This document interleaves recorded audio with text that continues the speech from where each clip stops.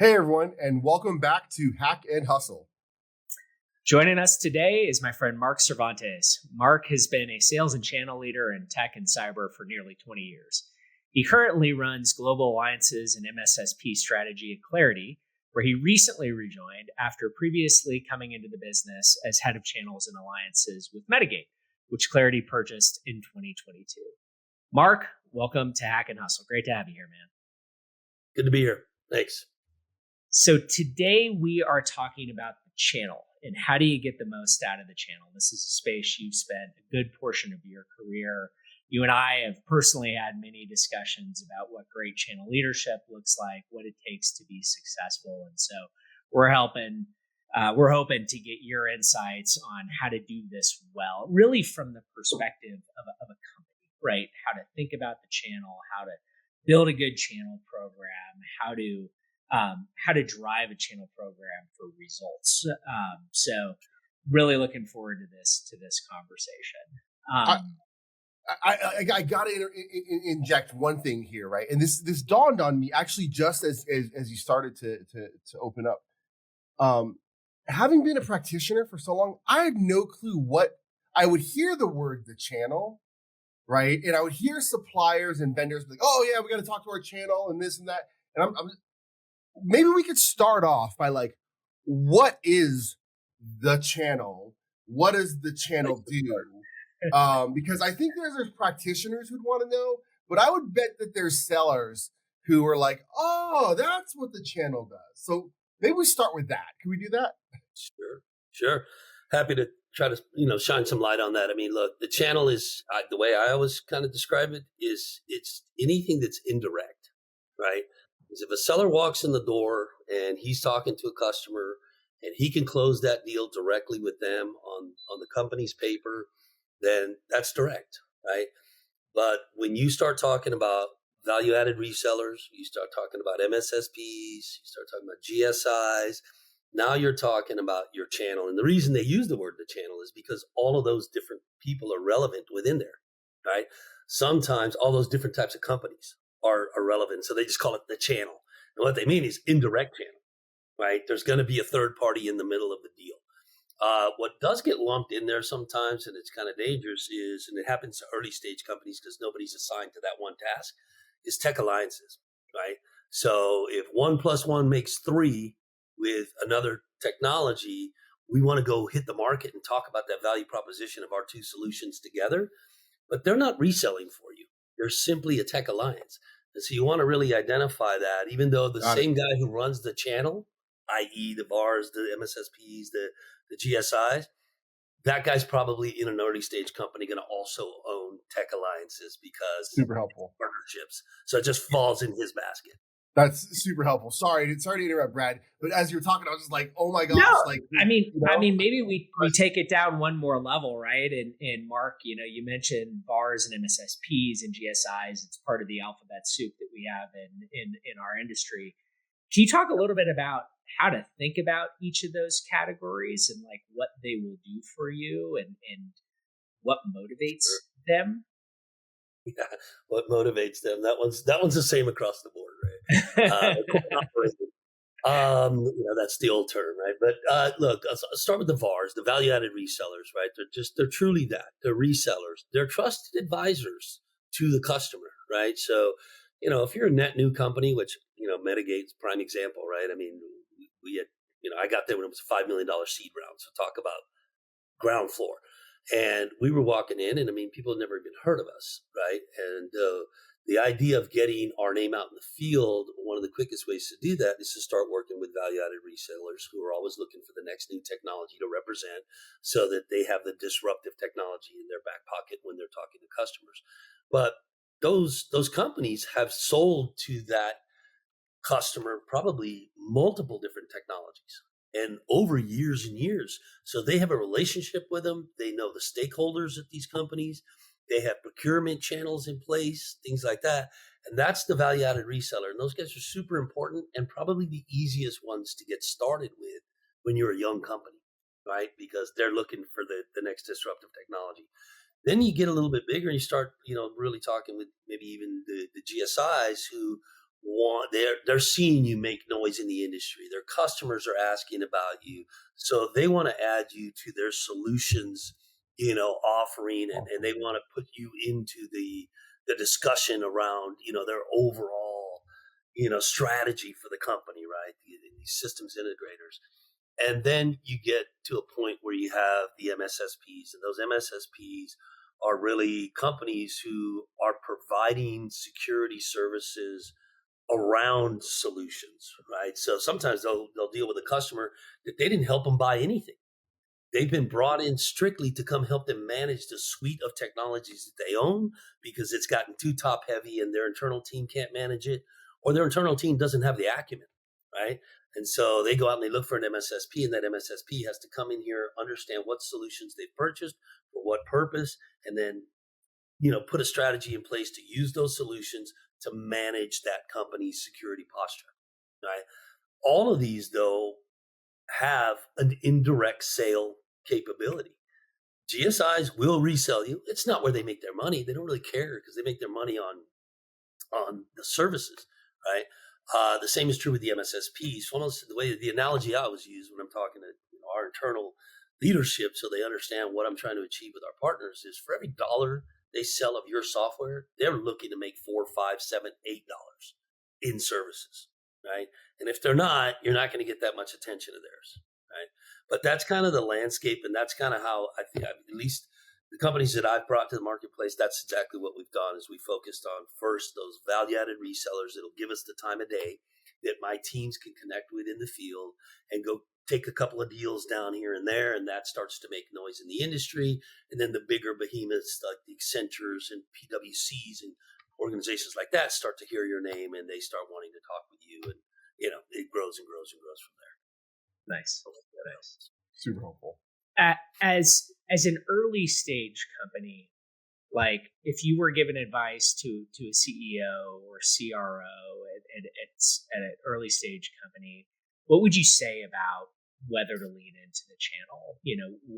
Where does it make sense? Why does it make sense? What are the trade-offs? And how do you get attention of those guys? If I was just advising a board or a particular CEO, I would start by saying, look, build your channel as quick as you can. Now, what does that mean? Do I have to go hire a channel guy? Not necessarily. You can hire a CRO or, your VP of sales who's channel friendly, who has relationships, who understands the value of this, force multiplier that is the channel, right? And he can start some of those things going with his contacts at the Optives, the CDWs, the SHIs of the world, or maybe even his buddies over at Deloitte, or you know what I mean. And he starts having those kinds of conversations. He's not trying to close every deal direct, right? Because it doesn't scale, And even if that guy doesn't believe in the channel, if you hire a guy that doesn't believe in the channel, and he just starts hiring more team members, sellers, right? Those sellers, inevitably, you can't hire fast enough.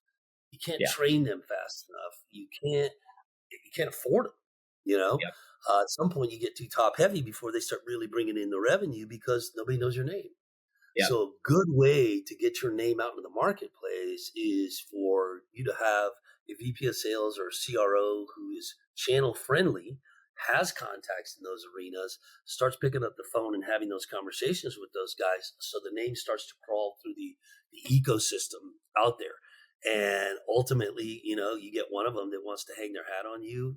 Like I've been very fortunate. I had a great relationship, Brad, where you came from with Medigate, and Optiv really became a key partner for us. Well, Optiv's a global name, but a massive reseller of technologies in the U.S. And if you can get Optiv to pay attention, you can get Optiv to start saying your name in the verticals that you're looking to get into. You can have some strong success. And not only that, all the other value-added resellers and other partners are going to start going, who's this technology that Optiv's representing? Right? And you're going to expand quickly. So I would tell a board or a CEO, the sooner that you can get activity within this indirect sales motion, the better, because you're going to want to go there. Right? It's not a matter of if, it's a matter of when.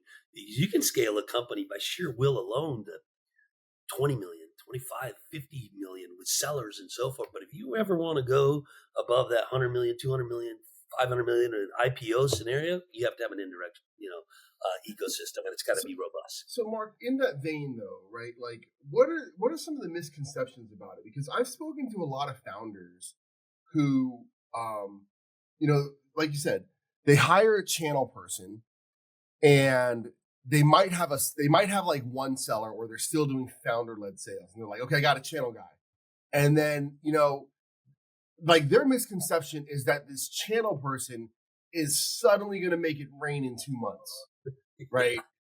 Like, Yeah. and so like there's like that's a setup for failure, because I've spoken to channel leaders who are like, this CEO doesn't know that this is not a 6-week deal that suddenly we've got inbound pipe, right? Yeah. So that opens up a bigger can of worms. I mean, look, the net of it is, first and foremost, these people you've spoken to, these channel leaders, they're not wrong. This takes time. Again, as you heard me just say, this is all about getting brand recognition out there. This is all about a deal or two closing and success happening behind that deal, not just at closing. Somebody needs to be able to point back to a white paper that shows where these guys are happy customers, right? Things like that. And all that just takes time, right? Above and beyond that, you have to do multiple things when you start a channel. Once you hire a guy, if you're going to hire a guy, you're going down that path, you're thinking, okay, I think it's time. You should immediately start putting some resources to the side that you're going to arm that guy with, because he's going to need it, right? He's going to need budget to be able to go play with, right? It's no way, if he can't participate in all of the events that the channel is having, even just going to them, forget putting money down to be at a golf tournament or any of that stuff, or even lunch and learns, he's dead in the water, because then he's just a one-man band picking up the phone, calling everybody, and nobody's listening. The second thing is you want to also empower the rest of the company, right? You need a CRO that believes in it. You need a CEO that believes in the effort, so that they do things like, I would even say do things like comp neutral comp plans, right, for the sellers. Because if the sellers are out there selling direct, and then when they sell through a channel, and there's a portion of the revenue or the margin that goes away, if leadership dings the seller, then guess what he's going to do? He's never going to do that again. So you got to stack the company up with all the necessary attributes for a channel program to get off the ground. If not, you're shooting yourself in the foot, and you're wasting money on that channel leader, and he's going to bang his head until he leaves. Yeah. Yeah. I want to test something with you guys, because I'll sometimes get asked by people that are trying to understand the industry, do you think that there's going to be disintermediation of the channel, that there's going to be this trend towards more and more companies going direct? And my answer to that is typically no, because I think that, and this is my hypothesis, and I want to test it because you guys both come from the different perspectives of this world. On the buyer side, Anthony, it's my belief, my observation that you guys as CISOs get hit up by literally 4,000 cybersecurity companies, right? There's so much inbound, there's so much selling activity, there's so much marketing activity. Having somebody that you have a relationship, that knows you, that you trust, I would think is of value. And then from the flip side, coming from the vendor side, it is hard to build those relationships. It is hard to get your name out there. Having a conduit and having access to deals from folks that do have those relationships is of value. And when you're a startup, your value is in your revenue. It's any sale is you're going to get 10x that or 15 in the value of the company. So that's where I see the value being on both sides. But I'd like your guys' take. Is that real? Is that right? Do you think that's changing? Let me throw a counterpoint, a point that might be contentious, and I think Mark might react to right now. And I do think this to be the case, right? I think one, the relationship as a CISO, my relationships were with the individual, right? It was with the channel person who they moved companies. I trusted them, right? I know that I would just call Barbara, right? And she would just do the thing. I'm like, hey, I'm looking for this. She's like, hey, here's the 10, here's the thing. And it almost didn't matter what company she was at as long as she was at a bar, right? Yep. And so we ended up doing a lot of paper with different VARs because Barbara was there, right?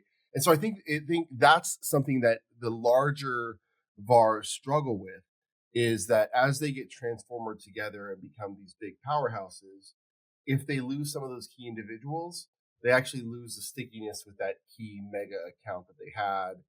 And so I think you're seeing a lot of these boutique channels popping up with somebody who's been in the industry forever, and they know Sarah, and Sarah knows Kim, and they work really well together. And you're seeing some of these big VARs being displaced. But the point that the big VARs have, I think, is that they can build good processes to create awareness for the product companies, right? And so instead of just being a one hero system based on a trust, it can be an actual process.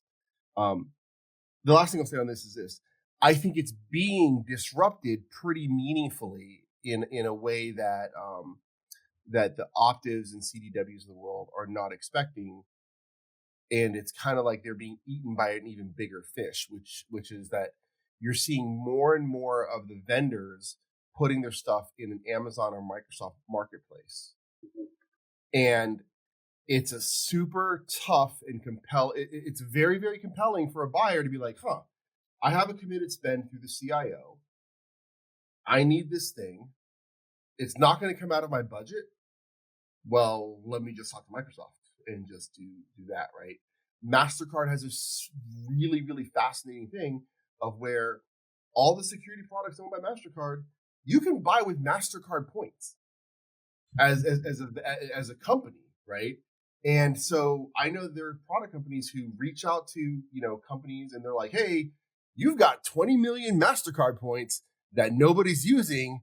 Did you want this product? And the security person's like, this isn't even going to cost money, right? Because MasterCard has to recognize it as revenue, and so they're pushing this, and so I think that the channel is being disrupted in those ways, right? At different types of marketplaces. Mark, what do you think? I think you just hit the nail on the head. I think there's always going to be the need for the trusted advisor, right? That's not going to go away. If you're a CEO trying to run a bottling company or whatever thing you're manufacturing or you're selling or whatever, this is not your core competency, right? Yeah. So you're going to lean on somebody who lives and breathes these technologies, right? That's not going to go away. In fact, to that end, AWS, they have a competency program now around cybersecurity, and even more specific around insurance. So get a load of that, right? Insurance is something that's becoming a real big deal these days, to get cybersecurity insurance. If you've had a ding, good luck trying to get it. But even if you haven't, they're now starting to ask questions around what your security posture looks like, and who's your CISO, blah, blah, blah. And what's happening now is that AWS, because AWS can spend all the money in the world and it just doesn't matter. They don't care if they don't get paid for 20 years on this initiative. They are starting to bring in insurance companies that work with them that say, okay, these insurance companies are going to be the insurance companies of records to our customers. But what we're going to do is these insurance companies are going to understand the technologies that are out there, right? So they're looping this whole thing together. And I mean, the net of it is that is cannibalizing to a certain extent the channel, right? And more, once the CISO or CIO has a purchase off of AWS, through their credits that they had, and it was super seamless, and it didn't cost them anything out of their capex or opex. Like they're gonna look back at that again and again and again, and especially if there's some compensating controls to ensure that what they buy there is the smartest thing they could possibly buy. Yeah. The more they start trusting it, the more that flywheel is going to happen. I foresee that growing immensely. It's a big bet that we're putting our chips into as it relates to my current organization, because it makes sense. And we've got a really sharp guy. We got one of the best in the industry to come and head that for us for a reason. And what does that look like? And how is that type of program with one of these hyperscaler marketplaces different than how you would think about setting up a relationship with a VAR? Oh, God. it's night and day. I mean, the relationship with the VAR is, hey, my contact, Brad, if you were adopted, hey man, listen, let's have lunch. Let's go talk about what we're doing. Da da da da. Let me tell you about a success win I have over here, success story of that customer. Da da da. And just pushing and pushing and pushing until somebody walks me in the door. We have a success together, and now that starts to echo through the company, right? And then try to do that over and over and over with every company of magnitude out there. And that just takes time, energy, and effort. What AWS is doing is all of that vetting, all of that whole process. So CISOs might buy from an Optiv or a SHI or a whomever, because of the relationship they've had over time, and because those solutions are readily available to them behind that value-added reseller. Once they have that good experience, because again, AWS is taking the legwork out of it for them. If AWS is selling it, they've already vetted it to be one of the best technologies in the world. AWS spent the resources, time, and energy to get this company even bothered to be listed. And I don't have to go through a whole procurement process. And I've got some credits that I need to burn. I mean, check the box, Yeah, I think it's a fascinating thing, right? But I still think that it's funny because I think Amazon, back when they were a bookstore, has always played the long game, right? I think if you haven't watched one of the original, oh my gosh, I'm drawing a blank on the founder's name of Amazon right now. Bezos. If you haven't watched him, I like that. In 1999, where he's like balding and skinny, and now he looks like the Hulk, right? But and he's driving. I think there's like videos like driving this like '93 Ford Focus or something, or a Honda, I think it was, and they were like, "Why do you're worth $1 billion?" He's like, "It's a good economical car, right?" And now he's got a super yacht, right? Like very, very different. But like they were always playing the long game, right? Of like, hey, you know what? We don't need to make money. We can just weather this out. Bars, it's a different. The game is going to shift, right? They can't do that. That game is measured in quarters, if not months. Well, I will tell you, man. I wish my guy Sean, who works for us, was on this call with us, man. I mean, he described this long game that they're playing beautifully, and it harkens back to when they got into the book game. Yep.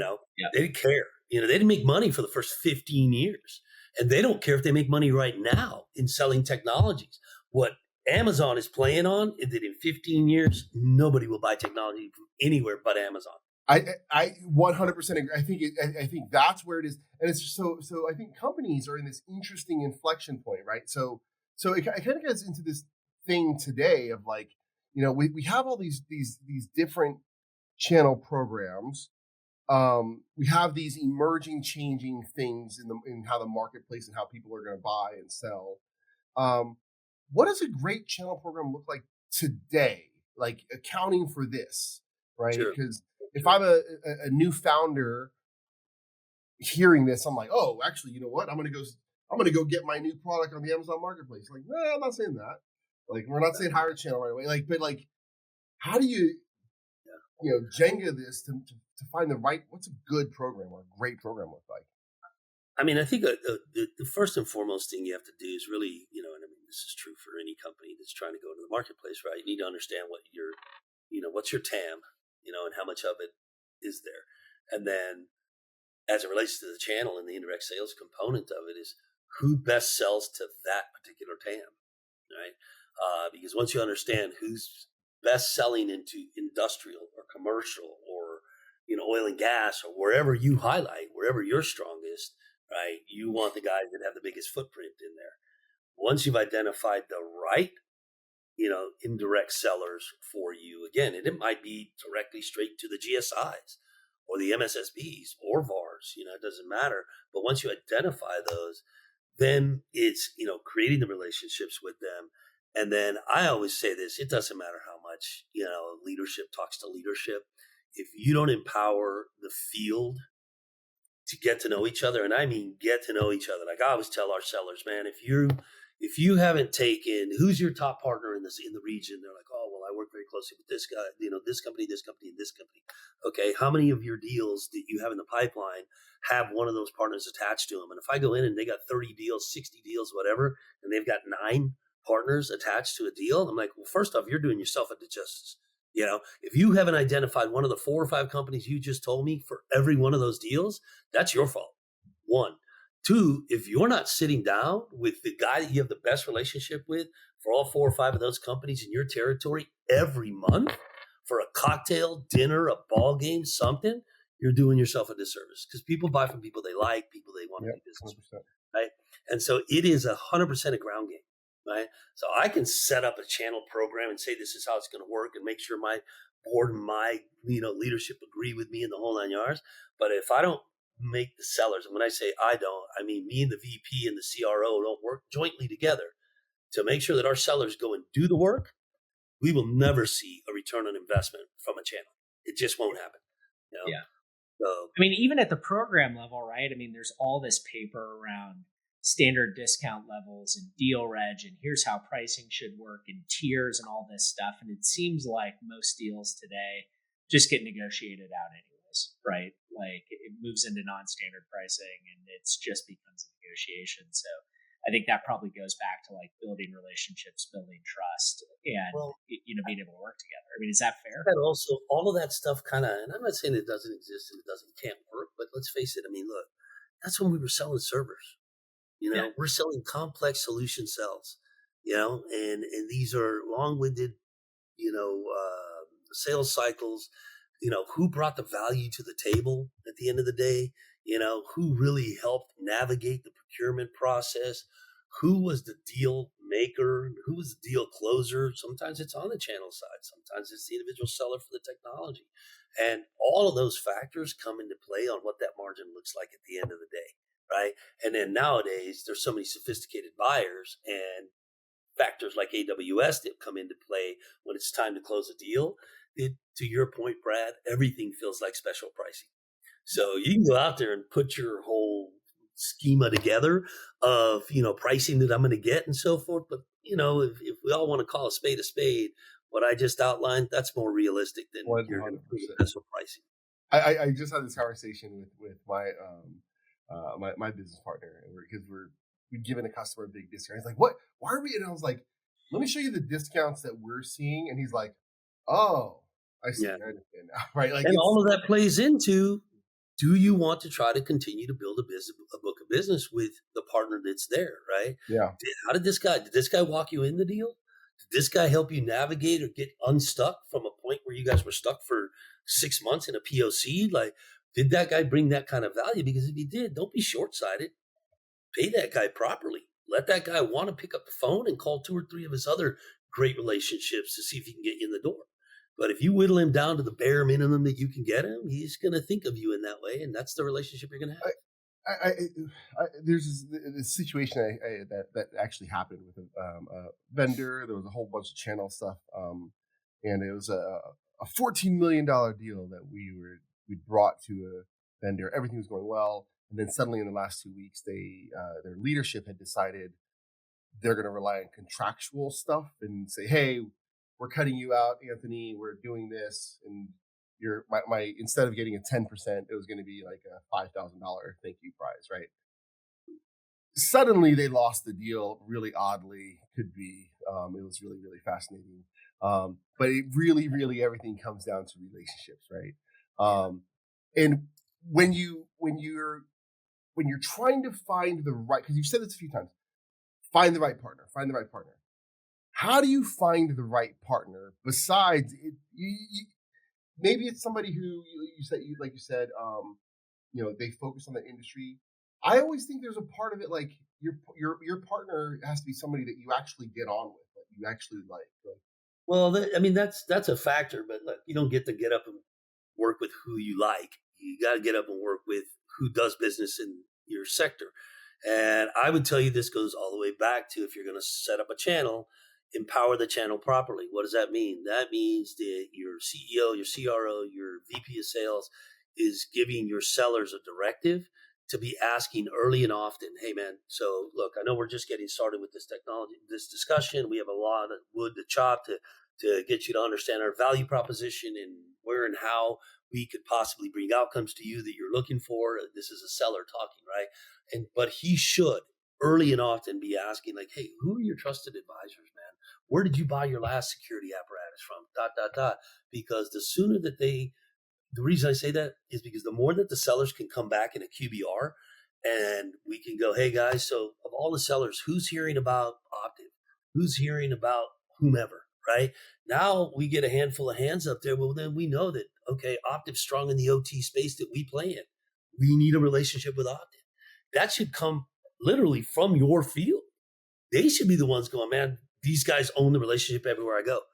Optiv's the one delivering, this OT program or whomever it is. I'm using Optiv as a name just because of Brad's history there, and I have a strong relationship with them. But the net of it is you should hear that from your sellers. Then it's the channel leader's job to go find the key folks, the guys that own the program, right? I mean, I'll just use OT as an example. Who's the OT leader for Optiv? Who's the OT leader for, whomever, Sirius, whomever, Accenture? Go find those people, go do what you're supposed to do, which is go get those executive level relationships in place, have those conversations. And if you can establish, a relationship with that individual, then he'll give you access to his sellers, right? And the moment you find one opportunity and you guys just go focus on that thing, close it, even if you don't make a great margin, but close a deal with a partner. So you've got a deal closed that you can point to. And now you can push that out to all the rest of the sellers around the nation that Optiv just closed a deal with X company. And here's a white paper around it. Here's how we won. Here's the wind wire around it, and just push that out there and just keep leaning on it. It's not rocket science. It's a lot of work is what it is. But if you do it well and you do it hard enough and long enough, you will reap the benefits. And once the leadership at a company starts to see, because one of the thing that I've always told my leadership is measure me on one metric more than anything. What is the partner initiated opportunities in every quarter? Right? Because anybody can pick up the phone and go, hey, man, you want to carry the paper here on this, dude? I'll give you 10 points. Anybody can do that. It's when the phone is ringing to our sellers and they're going, hey, I mentioned you guys in a meeting the other day. They want to set up a call, right? Partner initiated deals. That's how you should measure, a guy running your indirect sales team. 100%. Well, I think that's a good place to leave it. Mark, we always do a roundup. Hold on. We have to acknowledge that. Like this, we're it feels like we're cutting it. There's so much. I feel like we got to have Mark back. We could just pick your brain. Maybe you bring, like, there's just a lot. I got to acknowledge that. No, I mean, there is a lot. It's a big thing to stand up and it's a big commitment from a company. When they're going to do it right, because if not, you're going to spend money, you're going to spin cycles, and you're going to piss off your investors because they don't want to see money spent. So 100%. So we do a roundup at the end of these with one key takeaway. I'll start us off. I think, for me, it's the last point you made, Mark, which is commitment and alignment. And if you don't have everything from your pricing, your sales ops, your CEO, your sales leadership, even potentially to product, lined up around this, you're not going to be getting everything that you can possibly get out of it. And because the work is done at the field level, at the ground level, and through building relationships, and that takes time. And so if you're in and you're out, or you view everything opportunistically and you're taking deals around, like, it ain't going to work. And so that, I think that level of commitment from the beginning to say, this is how we run and this is what we're doing and this is the way we're going to grow, I think is really important. So for me, this conversation actually makes me feel like I just watched a cricket game. Like, I think I know it's a game. I know that there's people and there's like a ball and a thing, but I think I know what the objective is. The more I watch it, the more I'm like, man, I really don't know anything about the sport. And so my big takeaway is I need to go get educated a lot, right? There's just so many intricacies here. Even understanding the different partners, how they work. This is a way bigger deal than I actually acknowledged before or recognized coming into this conversation. So yeah, that's my takeaway. I feel I'll that. lean into your analogy of cricket. Look, there's a very small faction of people in the world that love cricket, but if you find a cricket player, well, it's next to God, you know. And you find a CEO whose channel took them to the next level and got them a significant buyout or an IPO, and you found yourself that cricket player. Yeah, 100%.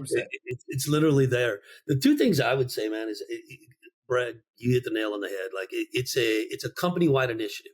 You're either doing this or you're not. Don't half-ass it because you're going to waste money.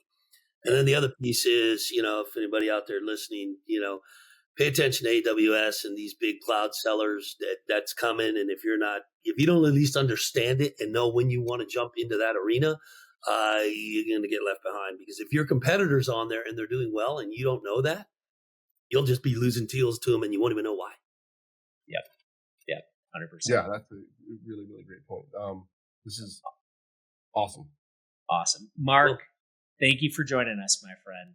My pleasure. Anytime, man. Yeah, anytime. Good to see you guys. Wish you guys luck and happy Thanksgiving. All right. We'll see y'all soon. Thanks.